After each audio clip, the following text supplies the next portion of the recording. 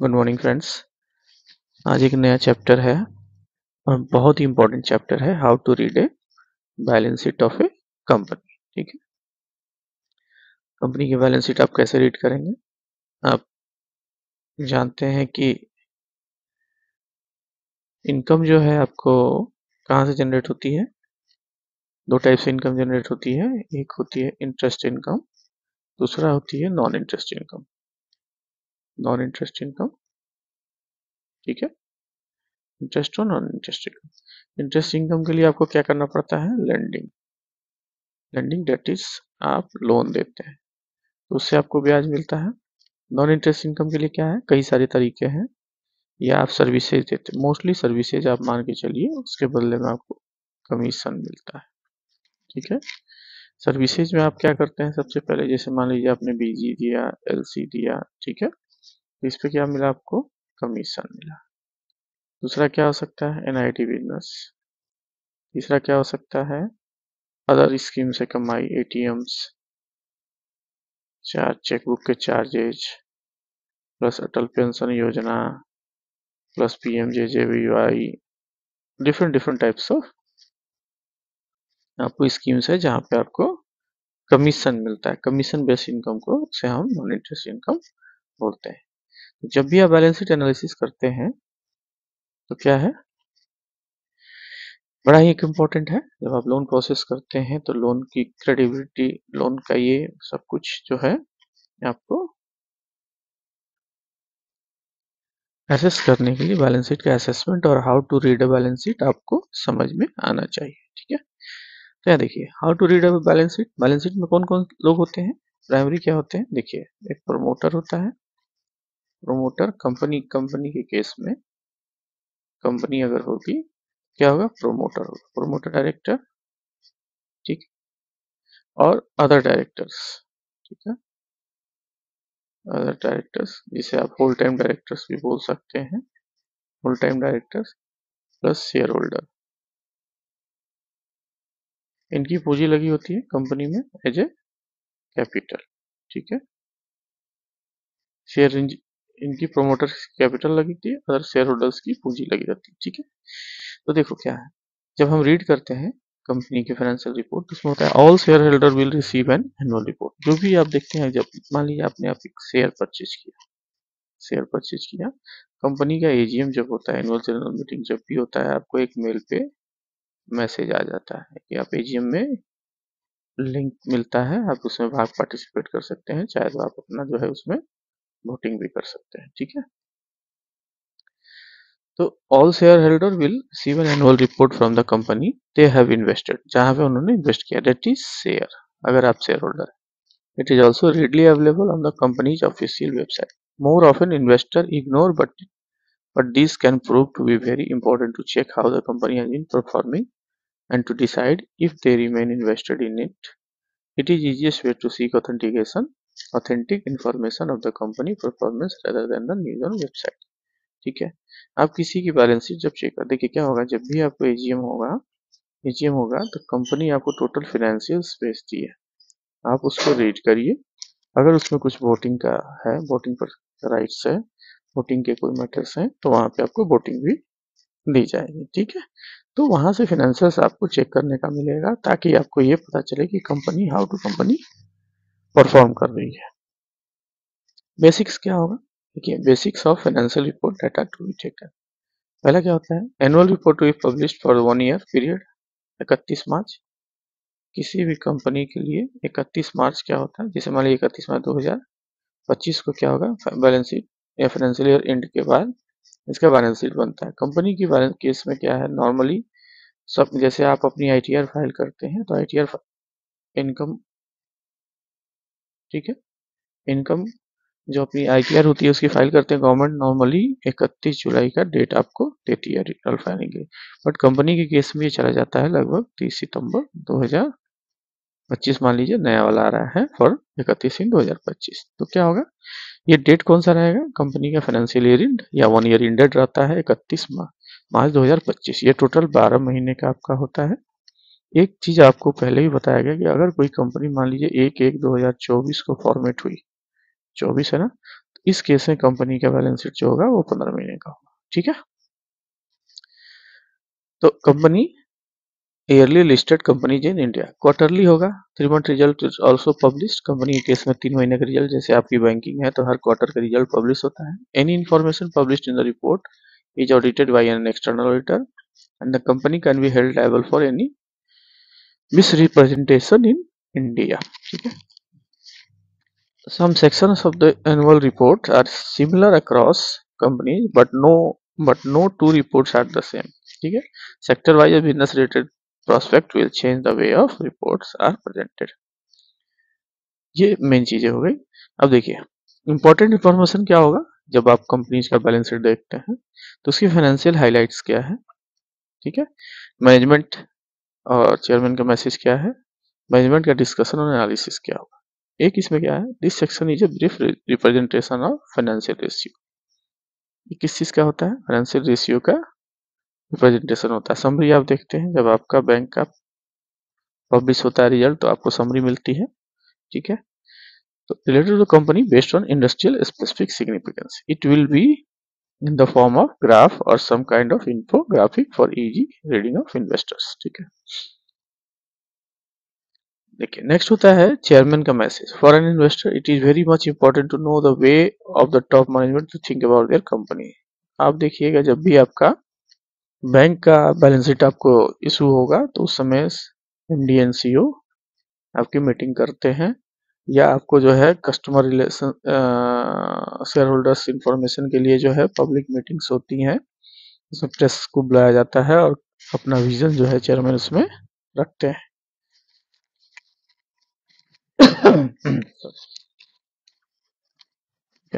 The CEO or chairman represent the company and with their view on the working, investor can decide if the company will go on the right direction in the long run or if they are going to lose their money by investing.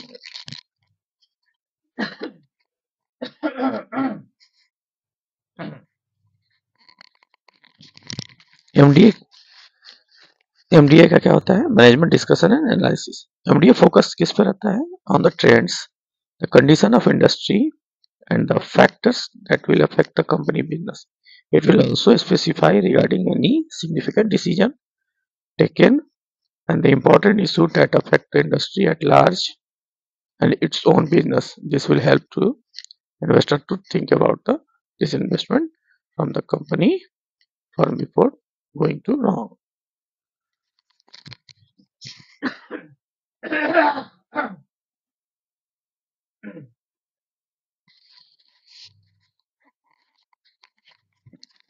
अब आते हैं financial statement के कितने part होते हैं। Financial statement में जो होता है 3 पार्ट होता है, बैलेंस शीट होगा, कैश फ्लो स्टेटमेंट होगा और इनकम स्टेटमेंट होगा। ठीक है,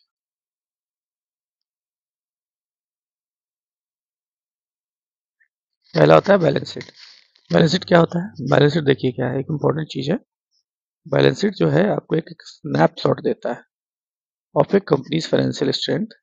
the statement shows what a company owns owns और कंट्रोल दैट इज एसेट्स। ठीक है, and what is company owes that is liability. Owns मतलब, ओन मतलब अपना, ओन यहाँ ओन पकड़िए, ओज ओज मतलब लायबिलिटी। ठीक है, तो ये कहता है कि this represent the financial details from the time of a company was established, company के स्थापना होने से लेके अभी तक। ठीक है, बैंक के पास क्या अपना है और क्या उसकी लायबिलिटी रह गई है। ठीक है, there are main parts are assets, liability and equity. तीन ही होते हैं, एसेट्स क्या है कंपनी के पास, कंपनी की लायबिलिटी क्या है और उसकी अपनी पूंजी क्या है, दैट इज इक्विटी। एसेट्स में क्या क्या हो सकता है, assets include all things of value whether tangible. ठीक है, तो उसमें क्या है, टेंजिबल हो सकता है, टेंजिबल में क्या क्या हो सकता है, मशीनरी और इन्वेंट्री। ठीक है, इनटेंजिबल क्या हो सकता है, लाइक पेशेंट्स। ठीक है, पेटेंट। टेंजिबल मतलब जिसको हम देख सके, समझ सकते और उसको बना सकते। ठीक है, इनटेंजिबल क्या होता है, जिसे हम बस पेपर्स पे देख सकते, that a company owns which may be acquired in the year or over the year it has helped the company generate revenue or will do so in the future। ठीक है। अब इसमें आता है एसेट्स जो है दो टाइप्स का होता है, current assets that is converted into cash in with in 12 month and non current assets greater than, जिसको 12 महीने से ज्यादा चाहिए कैश में कन्वर्ट होने के लिए। तो करंट एसेट्स में क्या क्या हो सकता है, cash and cash equivalent, cash होगा, ठीक है, और उसका कैश इक्विवेलेंट होगा, ठीक है। इसमें क्या होगा, the most liquid of the all assets is cash, cash ही चाहिए। Cash equivalents are also included under the items such as short term maturities or the assets that the company can liquidate on a short notice such as marketable securities. Company will generally disclose what equivalents to it and includes in the footnotes in the balance sheet। ठीक है। Cash and cash equivalent, एक तो रुपया आपने ले लिया, ठीक है, एक तो रुपया आपने ले लिया, आपका काम हो गया, ये कैश हो गया टोटल। ये कैश इक्विवेलेंट्स होगा, जैसे मान लीजिए आप प्रोप्राइटरशिप के केस में या कंपनी केस में, कंपनी अगर एफडी कर रखा है, ठीक है, 12 मंथ की, तो ये लिक्विड ही तो है, कैश इक्विवेलेंट है। जब आप चाहे इसको 12 महीने में कैश में कन्वर्ट कर सकते हैं। अकाउंट रिसीवेबल, ठीक है, अकाउंट रिसीवेबल्स हो गया, balance of all the sales revenue is still on credit, net of any allowance or doubtful accounts which generate a bad debt expenses as company recover accounts receivable, this accounts decreases and cash increases by some same accounts। ठीक है। Account receivables means sundry debtors, आपने जो पैसा दिया bourbon को 1 2 3 4 5, ठीक है, इसके पैसे 12 महीने में आने हैं, 12 महीने में ही आने हैं। इसमें से क्या करते हैं, जैसे मान लीजिए ये डाउटफुल है बंदा, ये हो सकता है नहीं देगा, तो हम लोग इसको साइड करके, तब इसका लेते तो सब है बट इसका प्रोविजन, इसको प्रोविजनिंग करके हटाते हैं और इसको एक साथ क्लब करते हैं। ठीक है। तो ये हो गया हमारा अकाउंट रिसीवेबल। इन्वेंट्री क्या होगी, इन्वेंट्री इन्वेंट्री में आपकी हो जाएगी includes amounts of raw materials, कितना है, वर्क इन प्रोग्रेस गुड्स का and finish goods. The company uses this accounts when it reports sales of goods, ठीक है, generally under cost of goods sold in the income statement. Inventory में क्या क्या आ सकता है, इन्वेंट्री में आपके रॉ मटेरियल्स हो जाते हैं, WIP होता है गुड्स का, वर्क इन प्रोग्रेस, ठीक है, और एंड फिनिश गुड्स, ठीक है।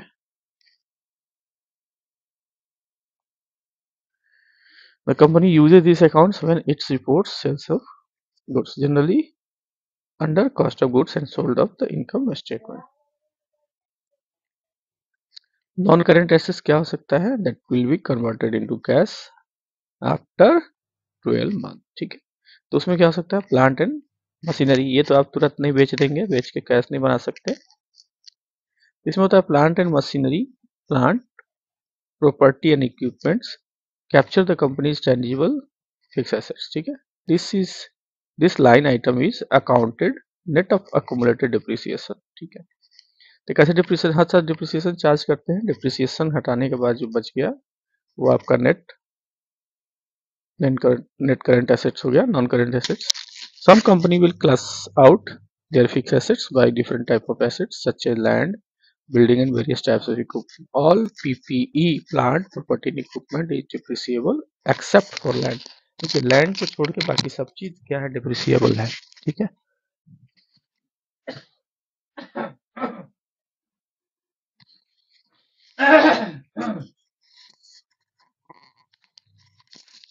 इंटेंजिबल एसेट्स क्या हो सकता है, इंटेंजिबल्स हो गया, this line items include all the companies intangible fix assets which may be और मे नॉट बी आइडेंटिफाइड, जो आइडेंटिफाई नहीं हो सकता। Identifiable intangible assets include patent, जो आइडेंटिफाई हो सकता है वो क्या है, पेटेंट है, लाइसेंसेस है, सीक्रेट फार्मूलाज है। और अनआइडेंटिफाइड इंटेंजिबल एसेट्स में क्या हो सकता है, ब्रांड एंड गुडविल, इसको आप आइडेंटिफाई तो कर नहीं सकते हैं इंटेंजिबल एसेट्स को, ठीक है। पेटेंट हो सकता है, आप इसको आइडेंटिफाई कर सकते हैं, पेटेंट आपको पेपर पे मिलता है, जब आपके किसी भी प्रोडक्ट के लिए पेटेंट आप क्लेम करते हैं कि ये हमारा यूनिक पेटेंट है, प्रोडक्ट है। लाइसेंस हो सकता है, सीक्रेट फार्मूला हो सकता है, बट क्या गुडविल और ब्रांड आइडेंटिफाई हो सकती है, नहीं। ये क्या है, एक अनआइडेंटिफाइड और एजम्पशन है, एजम्पटिव है, ठीक है। लाइबिलिटीज आर अब आ गया लाइबिलिटीज। लाइबिलिटीज में क्या हो सकता है, जैसे करंट एसेट्स था आपका, वैसे ही liability are the obligation of economic value of the company owes to others. It is classified into current और long term liability. Current liability क्या हो सकता है, जिसे हमें 12 महीने में चुका देना है, ठीक है, 12 मंथ। अकाउंट पेबल और AP. Account payable is the amount of a company owes suppliers for items for services purchased on credit। जैसे आप किसी को जो है क्रेडिट पे देते हैं, आप किसी को जब माल क्रेडिट पे देते हैं, ठीक है, क्या होता है, आपका डेटर्स माइनस होता है, डेटर्स बढ़ता है।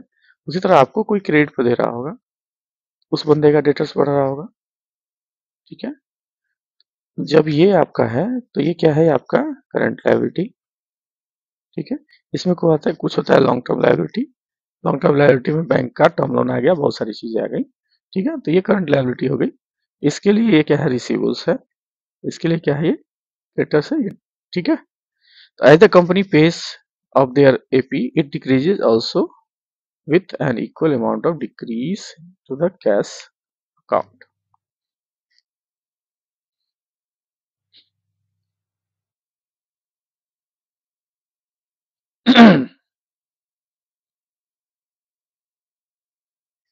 नॉन करेंट में क्या आ सकता है, लाइबिलिटी। लाइबिलिटी में क्या आ सकता है, बॉन्ड्स, ठीक है। लाइबिलिटी में क्या आ सकता है, bonds. This account include amortisation amount of any bond of the company है इशू। कोई बॉन्ड कंपनी ने इशू किया है तो उसका अमोर्टाइजेशन अमाउंट क्या होगा, वो इंक्लूड किया जाता है बैलेंस शीट में। Long term dates, this account include the total amount of a long term dates which is still outstanding. Long term debts में क्या हो सकता है, ऐसा अकाउंट इंक्लूड किया जाता है जिसमें total amount of a long term debts which is still outstanding. This account is derived from the data schedule which outline all the company's outstanding debts and the interest expenses and the principal payment for every, ठीक है। तो इसमें आपका loan आ जाता है, term loan आपको आ जाता है, जो आपको 12 महीने के बाद पे करना है। 12 महीने से ऊपर का पेमेंट है, उसका रिपेमेंट है, ठीक है। वो क्या आ जाएगा आपका लॉन्ग टर्म डेट्स में।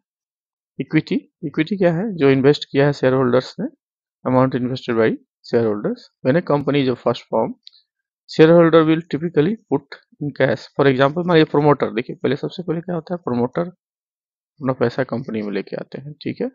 उसके बाद कंपनी क्या करती है, अगर उसको बढ़िया चल गया तो कंपनी शेयर मार्केट से पैसे रेज करती है। For example A promoter startup company and seeds it with ₹1 crore cash. तो ये क्या होगा, cash rise by 1 crore and the share capital equity account rise by 1 crore balancing out the balance sheet, ठीक है। Retain earning क्या होगा, जो भी प्रॉफिट होता है बैंक का, सॉरी कंपनी का, नेट इनकम जो होगा वो कंपनी डिसाइड टू कीप, इसको रखते हैं retain earning. Every period a company में pay out dividend from its net income, any amount remaining is added to the retain earning, ठीक है। ये बैलेंस शीट का आपका एक फॉर्मूला है, this is how a balance sheet typically looks. Assets है, यहाँ पे देखिएगा एसेट्स है, इक्विटी एंड लायबिलिटीज है। इसमें दो टाइप्स होता है, ये हॉरिजॉन्टल वर्टिकल, ठीक है। यहाँ देखिए एज ऑन 31 मार्च 2020 और 31 मार्च 2021, ये आपका कंपेरिजन चार्ट है और ये आपके नोट्स है, ये नोट्स लिखा हुआ है। प्रॉफिट एंड लॉस अकाउंट होता है, फिर द P&L स्टेटमेंट जो होता है also called income statement will include all expenses made and revenue earn for the period. It shows the company performance over the specific time frame, usually a financial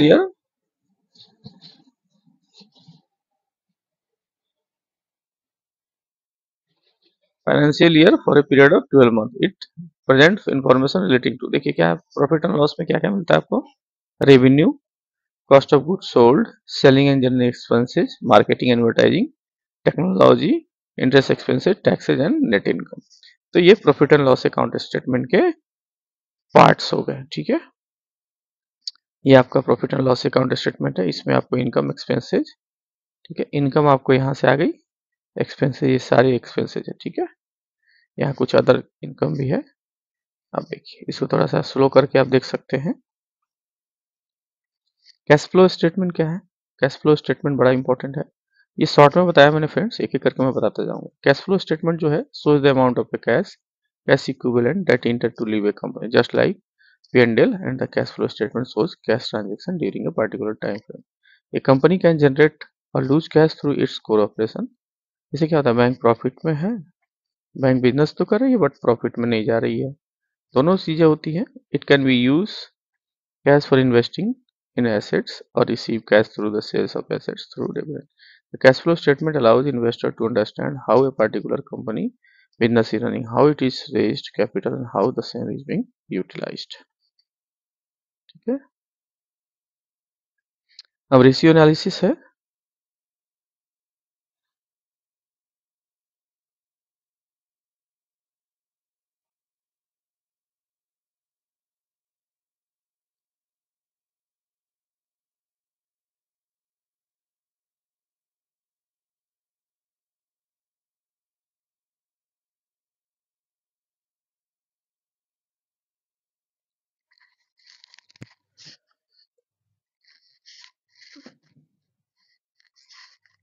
ratio analysis में हमको देखना है जैसे क्या important ratio analysis of balance sheet. ठीक है, तो balance sheet में important ratio analysis net worth. Ratio analysis क्या है, help to understand the financial statement from identifying trends over the time and from measuring the overall financial state of the business.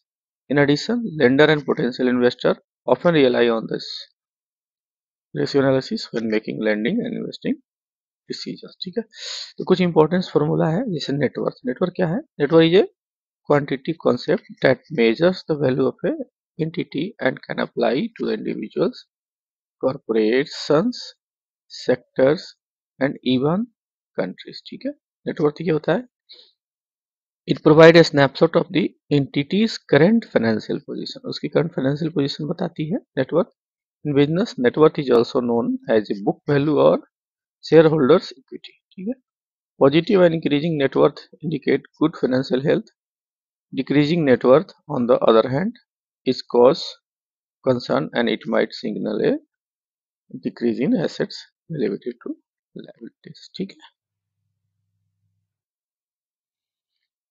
Increasing trend में अगर है network तो company के लिए good sign है, अगर डिक्रीजिंग में है तो समस्या है। बुक वैल्यू क्या होगा पर शेयर का, देखिए क्या है, book value of equity per share is the ratio of equity available to common shareholder divided by number of outstanding shares. तो ये होता है is the ratio of equity available to common shareholder, common shareholder के लिए जो equity available है divided by number of outstanding share. यहाँ निकालते हैं means total net worth divided by outstanding shares, तो आपका बुक वैल्यू निकल जाता है शेयर होल्डर शेयर का पर शेयर का। This figure represents the minimum value of company's equity and measure the book value of firm on a per share basis.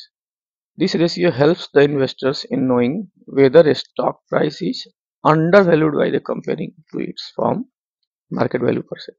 This is used mainly by investors to evaluate a company's stock price. If the company book value per share is higher than its market value per share, then the stock is considered undervalued. तो उसको undervalued माना जाएगा। If the firm increases, the stock should be perceived as a more valuable and the stock price should be increased. ठीक है friends,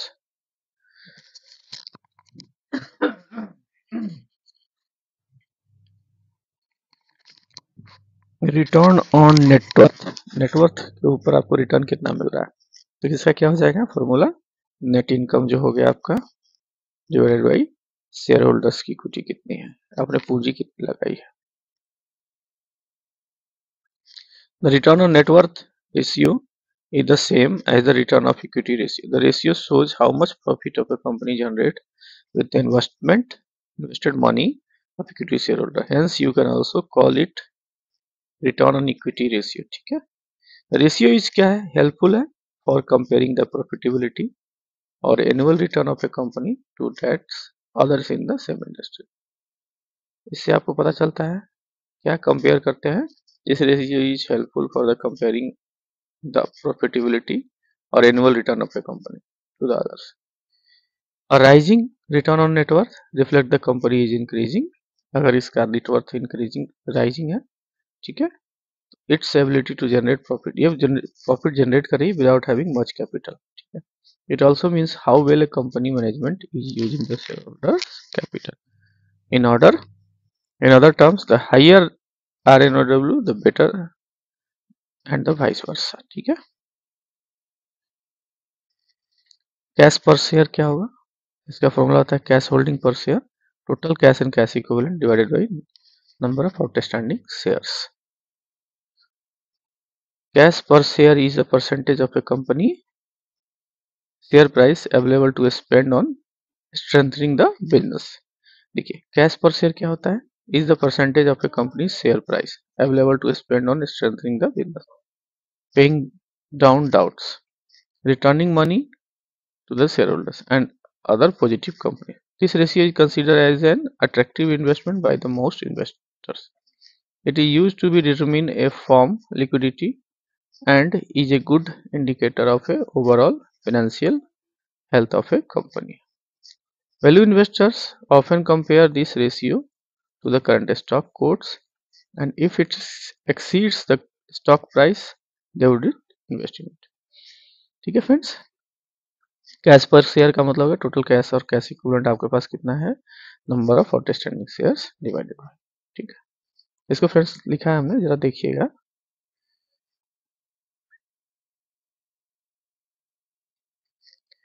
asset turnover ratio, assets divided by turnover means जो आपका turnover है sales है, sales divided by total assets, तो ये आपका asset turnover ratio निकल जाएगा। एसेट टर्नओवर रेशियो क्या होता है, is a financial ratio that measures the efficiency of a company, company की एफिशिएंसी मेजर करता है use of its asset to product sales, sales बढ़ाने के लिए कंपनी अपने एसेट्स का यूज कैसे करे। It is a measure to how efficiently management is using the assets and its disposal to promote sales.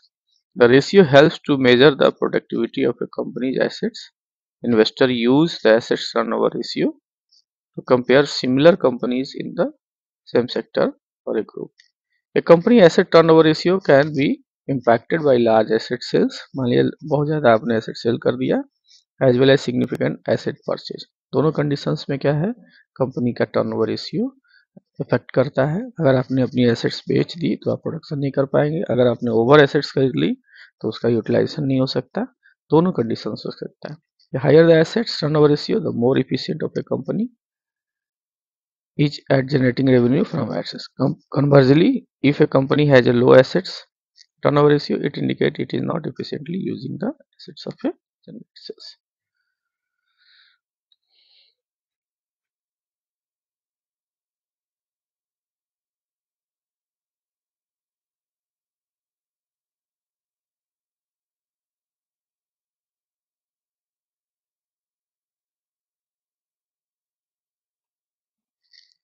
Next है हमारा रिटर्न ऑन एसेट्स।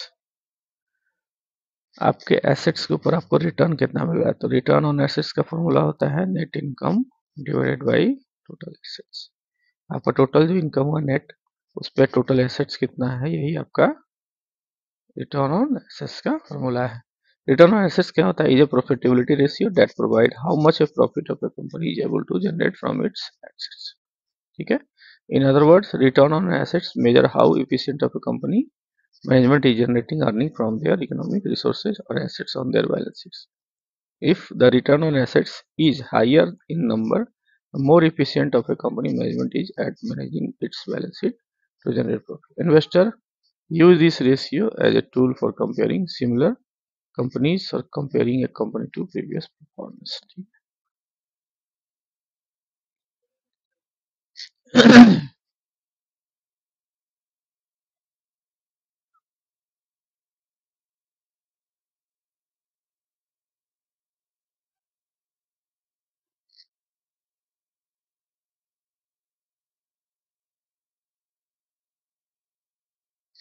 एक, ठीक है, रिटर्न ऑन एसेट्स हो गया।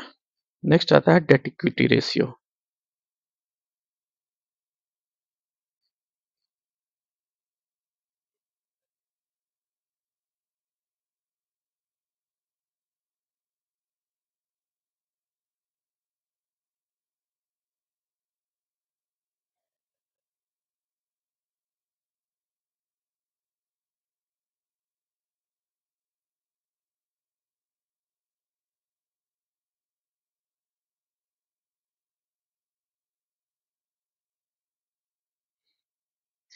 डेट इक्विटी रेशियो क्या है? डेट मतलब उधारी डिवाइडेड बाई आपका शेयर होल्डर का इक्विटी। तो इसमें क्या हो जाएगा? Total liability divided by shareholder equity. तो रेशियो किस लिए यूज करते हैं हम लोग? The ratio use to evaluate a company's financial leverage. Financial leverage क्या है? It is an measure of the degree to which a company is financing its operation through debt। अपने ऑपरेशन को डेट से कितना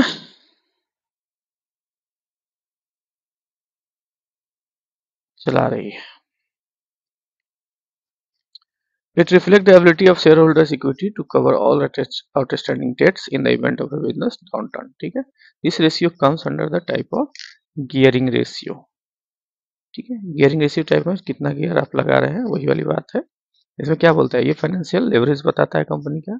it is an measure of the degree to which a company is financing its operation through debt versus wholly owned funds। It reflects the ability of a shareholder equity to cover the outstanding debts in the event of a business downturn। तो इसमें कहता है the higher the leverage ratio, जितना leverage ratio higher होगा it tend to indicate a company और stock with a higher risk of share. ठीक है, high risk होगा शेयर होल्डर के लिए। Investor will often modify the debt equity ratio to focus on long term debts only because of their risk in long term liabilities are different than the short term debts and payables। ठीक है,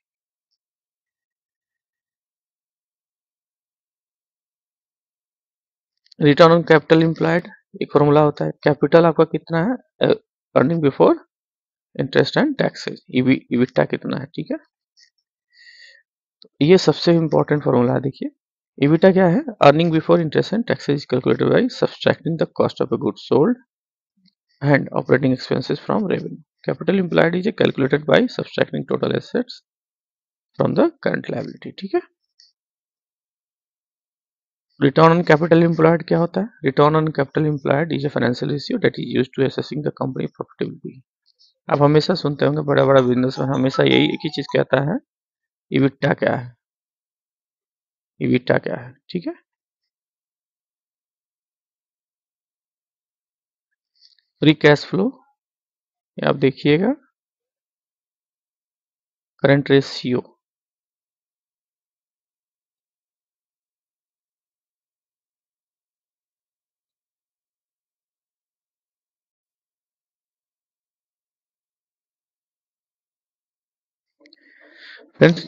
free cash flow. Next है free cash flow. Free cash flow क्या होता है? तो ये क्या है? Represent the cash of a company generates after accounting for cash outflow to support operations and maintain all capital assets. ठीक है, this ratio is a measure of profitability that exclude the non cash expenses of the income statement and include spending on equipment and assets as well as changes in working capital from the balance sheet. ठीक है, free cash flow क्या है? Represent करता है the cash. ठीक है, cash को represent कर रहा है किसी भी कंपनी का। Company generate after accounting for cash outflow, cash निकलने के बाद कितना कैश बचा, डेट मीन्स। ठीक है, जो खर्चे निकलने to support operations and maintain its capital assets. तो ये कहता है this ratio is a measure of profitability that excludes the non cash expenses of the income statement and includes spending on equipment and assets as well as change। In case of अगर मान लीजिए high cash flow है, high free cash flow means the company generating more cash than its need. अगर मान लीजिए अपने जरूरत के हिसाब से ज़्यादा कैश जनरेट कर रहा है कंपनी तो उसे हाई कैश फ्लो बोलते हैं।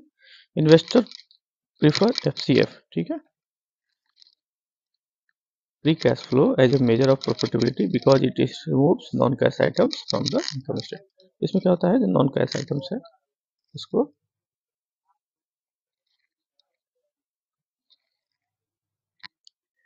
नेक्स्ट है हमारा करंट रेशियो। करंट रेशियो क्या होता है? ये हमेशा जो है current assets divided by current liability. ठीक है, current assets divided by current liability. Current assets क्या होता है? जो 12 मंथ में कैश में कन्वर्ट हो जाए या 12 मंथ में इसको पे कर दिया जाए। ठीक है, करंट लायबिलिटी। ठीक है, तो current ratio is liquidity ratio, इसको हम लिक्विडिटी रेशियो भी बोल सकते हैं। Liquidity ratio that measure a company ability to pay short term obligations.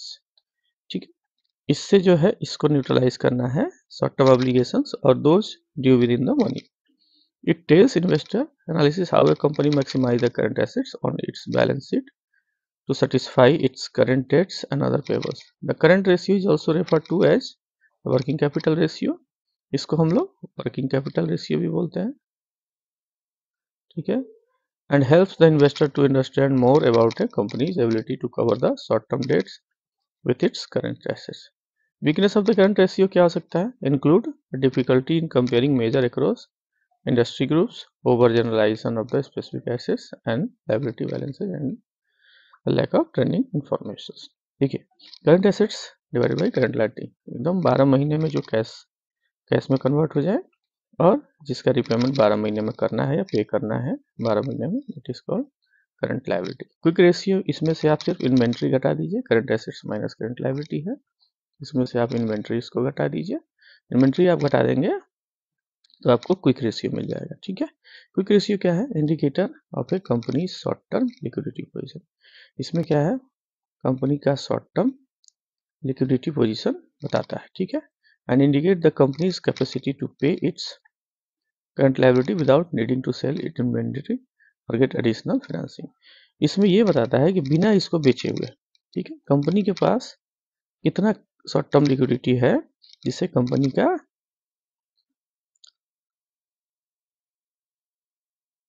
Without needing, ठीक है, एडिशनल फाइनेंसिंग, कंपनी को रन करने के लिए.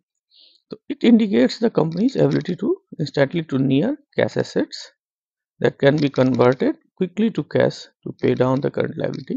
It is also called acid test ratio. इसको हम लोग acid test ratio भी बोलते हैं, क्विक रेशियो को acid test ratio बोलते हैं. The higher the ratio result, the better a company liquidity है. जितना ज़्यादा होगा उतना कंपनी की लिक्विडिटी और फाइनेंशियल हेल्थ सही होगी. The lower the ratio, more likely the company will struggle the paying of debt. ठीक है फ्रेंड्स, ये था balance sheet analysis. Balance sheet में सम एनालिसिस का कुछ. अगर आपको चैनल हमारा अच्छा लग रहा है तो प्लीज़ लाइक जरूर करिए, शेयर करिए, सब्सक्राइब करिए फ्रेंड्स. अच्छा, बहुत दिनों के बाद मैं वीडियो अपलोड कर रहा हूँ, ठीक है. ऐसे ही छोटे छोटे मैं लाता रहूँगा. थोड़ा सा अब एक्चुअली बैंकिंग लाइफ आप भी जान रहे हैं थोड़ा सा टफ है, तो ऑन एन एवरेज मैं लगभग इस समय तक घर आता हूँ 8:30 to 9 PM तक. तो इसके कारण थोड़ा सा पजल होने के कारण मैं फिर ध्यान नहीं दे पा रहा हूँ. बट मेरी कोशिश ज़रूर रहेगी. अब मैं शुरू कर दिया हूँ. मेरी कोशिश है कि मैं आपको अब वीडियो जो है डेली आपका अपलोड होता रहेगा. Okay friends, thank you.